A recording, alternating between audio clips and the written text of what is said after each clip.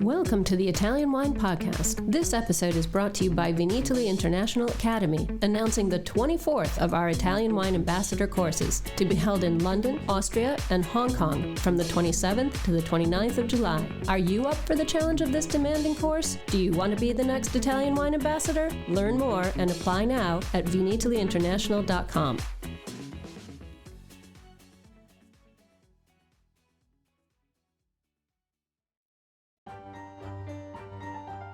Welcome to Professore Attilio Scienza's newest book, translated and narrated by Richard Huff. This latest publication is part of the Mama Jumbo Shrimp series, entitled Mama Jumbo Shrimp Guide to Vine and Prejudice, Fake Science and the Search for the Perfect Grape. This is a great way to get a sneak peek at the book before it hits the shelves, so listen in and let the geeky knowledge seep into your ears, because we all need a little bit of Scienza. Chapter 10. The Search for the Perfect Vine. A Dream Comes True. Towards the end of the 1930s, while Germany was embracing radical eugenic theories, which advocated the creation of the perfect man, an area of research in the agricultural field was developing through genetic improvement techniques. These were the first practical applications of Darwin and Mendel's theories in the viticultural field. The arrival of American diseases had been an important accelerator of research.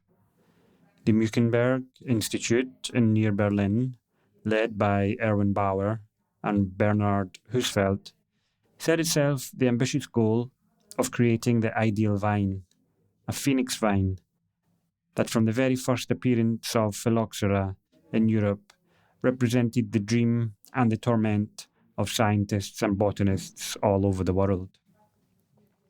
Unlike France, which followed the classic path in the search for resistance through interspecific crossing, Germany, for ideological reasons related to the racial laws of 1935, prohibited the crossing of American and European vines. In fact, Germany had developed a selection project through successive cycles of self-fertilization of Vitis vinifera, with the aim of favouring the emergence of individuals in which the characteristics of resistance were the result of genetic segregation processes. By sowing about 10 million rising seeds, 8 plants that tolerated mildew were created. This finding was communicated to the scientific world at the International Congress of Vine and Wine in 1938, but the onset of war prevented these results from being properly disseminated and evaluated. Less well known is the use in Bauer and Husfeld's genetic improvement programs of vines from the German colonies in Azerbaijan and Georgia, which had been cultivated in the South Caucasus since the early 19th century, giving rise to a flourishing viticulture which had enriched the botanical collections of Frederick William IV's Sanssouci Palace in Potsdam since 1840. Among the vines brought by the young German-Georgian ampelographer A. Roloff, there were some plants that showed a good tolerance to downy mildew and powdery mildew, and which were then used by researchers of the Kaiser Wilhelm Institute in Mueckenberg to introduce resistance in German varieties.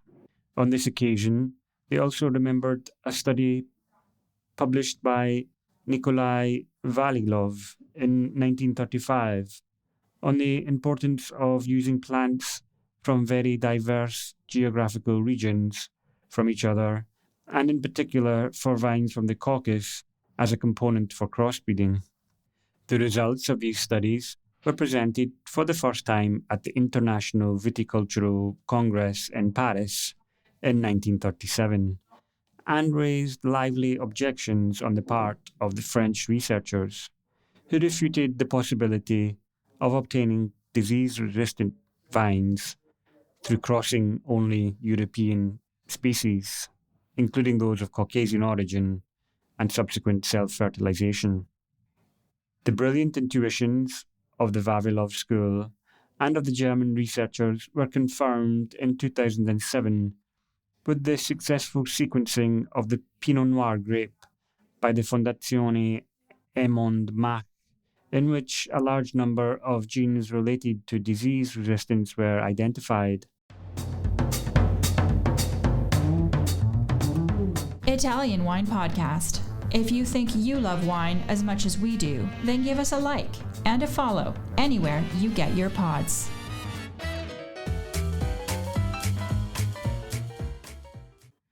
Understanding the Pinot Noir genome could eventually provide a valuable tool for creating disease-resistant varieties without altering the quality of the resulting wine. Recent economic and social events, as well as growing consumer demand for wines obtained from grapes produced with less chemicals, has given new impetus for genetic improvement projects related to resistance. The first results of this new cycle of crossings, which sees Italy ahead of other countries, are represented by the 10 vines developed by the University of Udine in collaboration with Vivae Cooperativa Rauscedo, alongside Friulian entrepreneurs that are now listed in the official National Register of varieties authorized for cultivation. Can we then consider the objective of the ideal vine achieved? For various reasons, we must unfortunately note that the goal of the perfect vine has not yet been achieved. There are regulatory difficulties. European legislation does not yet allow the use of resistant wines in the production of DOC wines, and many Italian regions have not allowed their cultivation in the territories they administer. And compositional problems. For some resistant to red berries, the contents of diglucosidic anthocyanins are not compatible with the European standard. For these reasons, and to broaden the consensus among those winemakers who believe in their native wines, as well as continuing to follow the path of recurrent crossing by introducing italic varieties, new research approaches are needed. The first, which can be defined traditional, consists of the use of a source of resistance of varieties from the Caucasian and Transcaucasian regions, which, due to their centuries-old use in the establishment of new vineyards, can be propagated by seed and have good tolerance to cryptogamic diseases.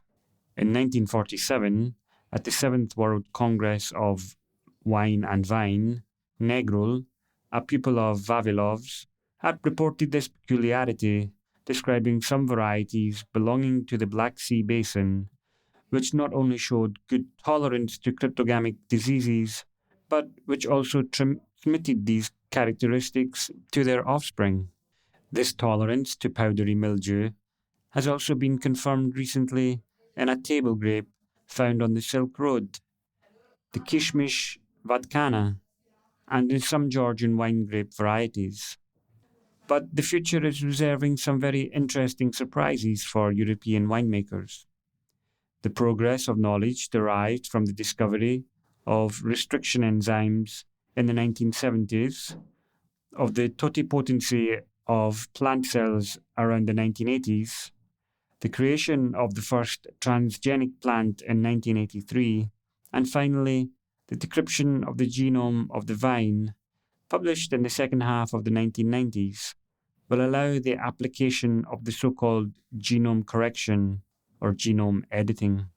Through the creation of cisgenetic and intragenetic individuals, some Italian vines will be able to resist cryptogamic diseases by promoting the expression of genes that code for the synthesis of antifungal substances, without other traits of the genome carrying unwanted qualitative characteristics being able to express themselves in the plant, as it happens instead in the crossing.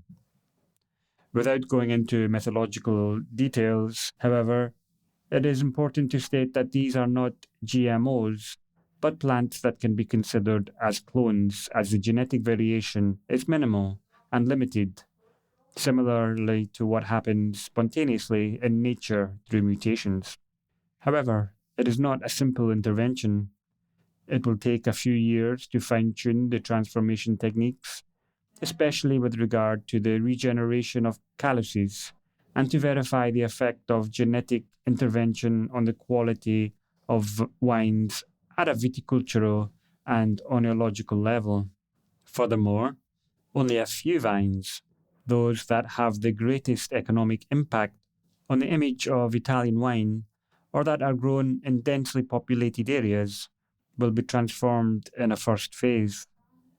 The motto of this ambitious project could be the expression which the dying Goth repeated and which he made his first pronounce: Mehr Licht, more light, where the light brought by the discoveries of genetics should illuminate our viticulture in the coming years. It also remains to clarify what the behaviour of the European Union will be in the classification of these plants, and subsequently in the use of these clones in the DOC wine specifications and in the intellectual property of the transformed variety.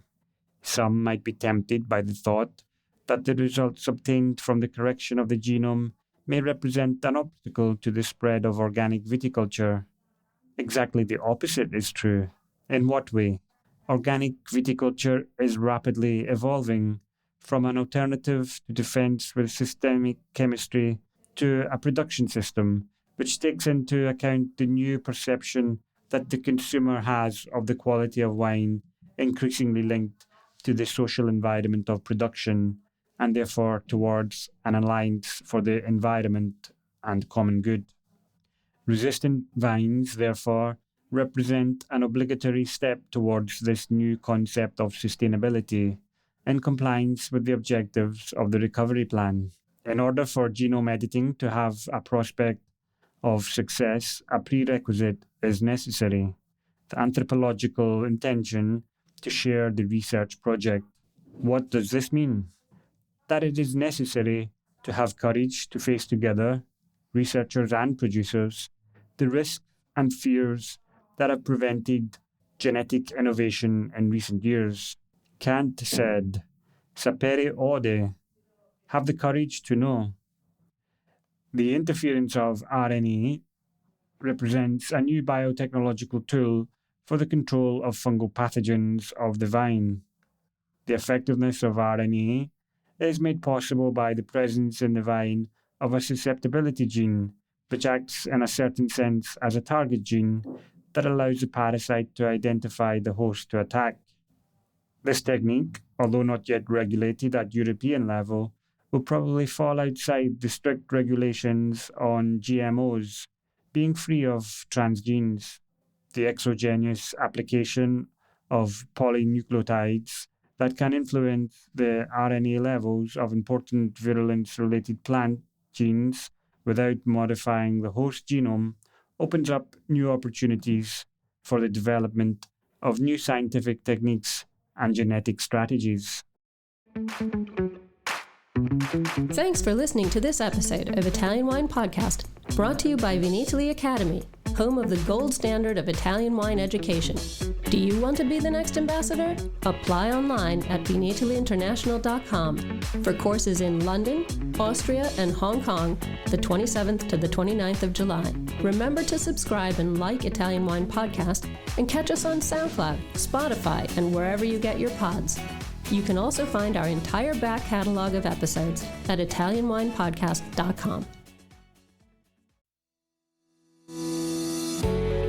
Hi guys, I'm Joy Livingston and I am the producer of the Italian Wine Podcast. Thank you for listening. We are the only wine podcast that has been doing a daily show since the pandemic began. This is a labor of love and we are committed to bringing you free content every day. Of course, this takes time and effort, not to mention the cost of equipment, production, and editing. We would be grateful for your donations, suggestions, requests, and ideas. For more information on how to get in touch, go to ItalianWinePodcast.com.